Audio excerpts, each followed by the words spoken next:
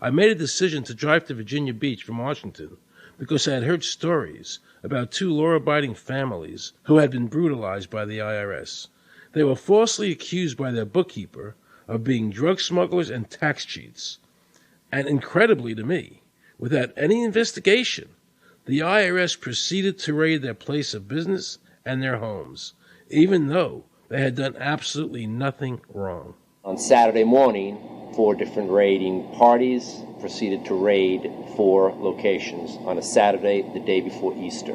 I was the manager on duty, and I was up in the deli, and people came through the door. How many came in the door? Maybe about 15 or 20 people.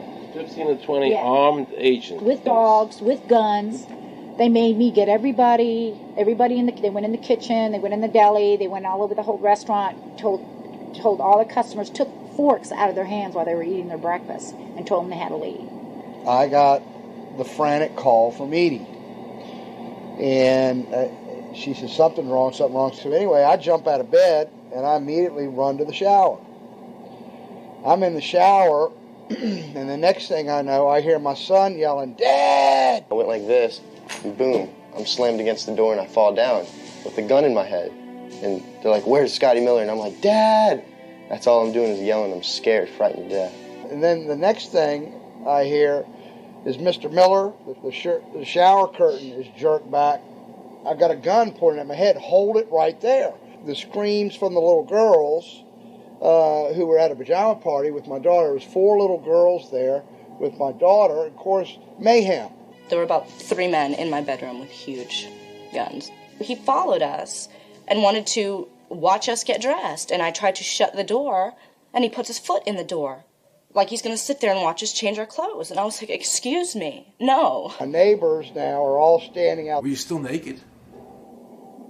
Well, they handed me a towel at that point. I had a towel wrapped around me.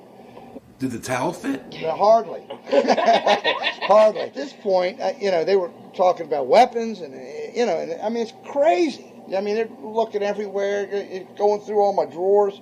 And I reached for my underwear drawer to get some underwear. And they said, "Don't touch anything." Boom. They're locking their guns up. They hold it right there. Don't move around. Don't move. I'm going, whoa. I said, "I'd just like to get some underwear on here, I said, I got women standing here. They keep everything. How did you conduct your business if the IRS took everything? We had to do it out of a shoebox so we could keep going because we requested these things, and I'm told that the government's really not, once they do raid and so forth, they're supposed to at least let you, until you're charged with something, continue your business. This wasn't the case. They kept everything. So you were never even charged? Absolutely not. Charged with what? And when you speak IRS, the whole world shrivels up.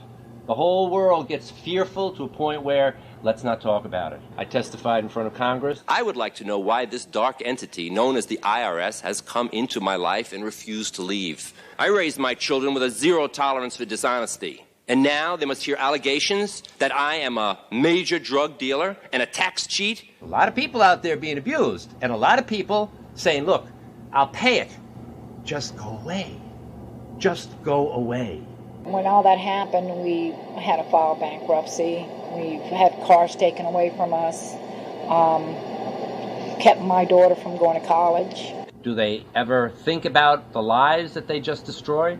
They think about the ruination of homes and property? No. In this case, we would have never thought this could happen to us. We've never done anything wrong. How can this happen in America when, in my case, personally, I thought that I was doing everything right? I've served my country. I've been to college. At least I've done something in my life. I got a speeding ticket one time. I paid my taxes for 40, 50 years, whatever it was. I've never been audited. What happened here?